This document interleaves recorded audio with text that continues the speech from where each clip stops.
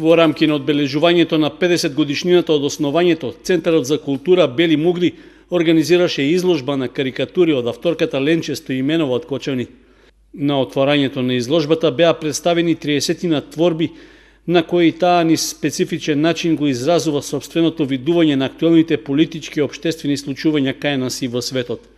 Во обрекањето пред присутните, афористичарот Миле Ѓоргиевски од Делчево, кој ја прочита и рецензијата за творештвото на Стоименова, истакна дека станува збор за мултидисциплинарен автор за кого нема табу тема и подеднакво се изразува и низ афоризам и низ карикатура.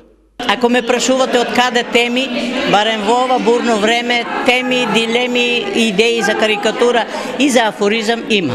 Ме познава, точно е како афористичар повеќе.